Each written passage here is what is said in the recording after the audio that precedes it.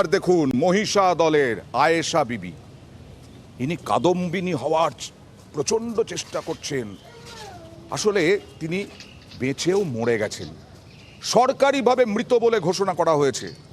দুয়ারে দুয়ারে ঘুরছেন, কারো সাড়া পাচ্ছেন না।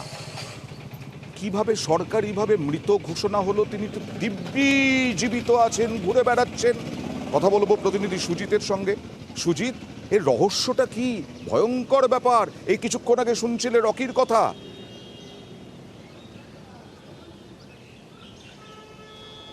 একেবারে, এবং এটা রীতিমতো ভয়ঙ্কর ঘটনা। আমি বেঁচে আছি এটা জানান দেওয়ার জন্য তাকে দুয়ারে দুয়ারে ঘুরতে হচ্ছে, যেটা তুমি বললে।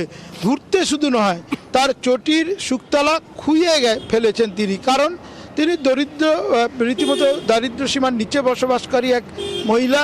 তিনি তার ওই লক্ষ্মী ভাণ্ডারের যে সামান্য টাকা, সেই টাকা তার কিন্তু কাজে লাগে। সেখানে তিনি তার প্রাপ্য পাচ্ছিলেন। মুখ্যমন্ত্রীর যে প্রকল্প, স্বপ্নের প্রকল্প, সেই লক্ষ্মী ভাণ্ডারের টাকা তিনি পাতেন, পেয়ে আসছিলেন, কিন্তু হঠাৎ দেখা গেল বন্ধ। কিন্তু কেন বন্ধ? খোঁজ নিতে গিয়ে দেখা গেল রীতিমতো চক্ষু চড়ক গাছ হওয়ার জোগাড়। কি না, তার যে নাম, তার পাশে দেখা গেছে তিনি মৃত। এ তো আজব কথা। কি বলছেন? জীবিত মহিলা, সরকারিভাবে মৃত। দেখি। আগে লক্ষ্মীর ভান্ডার চালু ছিল, কমাস 2 বছরের মতন পেয়েছি, এই 7 মাসের মতন। আর কিনা যখন ঢুকেনি টাকা, যেই টাকা ছিল সেই টাকা সেই রকমই আছে। বলি বাড়ছে না কেন? যখন বই আপডেট করতে গেছে তখনই ধরা পড়ে গেছে যে বইয়ে তো কিনা লক্ষ্মীর ভান্ডার টাকা 6-7 মাস বন্ধ হয়ে গেছে। জীবিত মানুষ আছে, মৃত কি করে করেছে? যিনারা করেছে তারা কি করে করেছে, তাদেরকে ঠিক করতে হবে। ভুল তো করেছে। সুজিত, রকির কথাটা শুনে এই প্রশ্নটা আবার করতে ইচ্ছে করছে। উনি কি ভোটটা দেন? আর পঞ্চায়েত কি বলছে? লাইফ সার্টিফিকেট জমা দেননি, সেই জন্য সরকারিভাবে মৃত হয়ে গেছেন।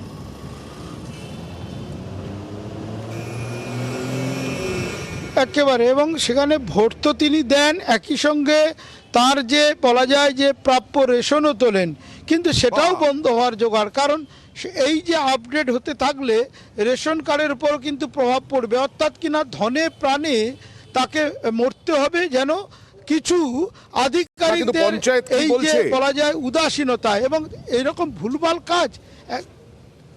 পঞ্চায়েত বলছে বিষয়টি বিডিও প্রশাসনের দেখার কথা, তারা বলেছেন, কিন্তু এখন সাড়া পাননি।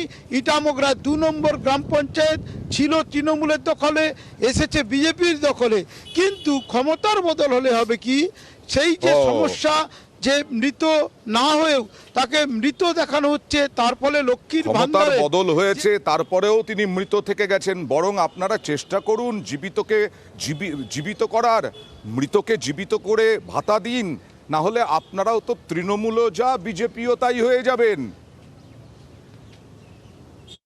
ভদ্রমহিলা অভিযোগ যেমন করেছে, আমিও পার্সোনালি প্রধান হিসাবে আমি অভিযোগটা রেখেছি যে এটা সুরা হয়ে ভদ্রমহিলা টাকা পাক, সে লক্ষ্মী ভান্ডারে আবার টাকা, গরিব মানুষ। হ্যাঁ, আগে টাকা পেতো, সে জীবিত আগে টাকা পেতো, যেই ডেথ, তার ডেথ বলে দেখানো হয়েছে, আর টাকা পাচ্ছে না।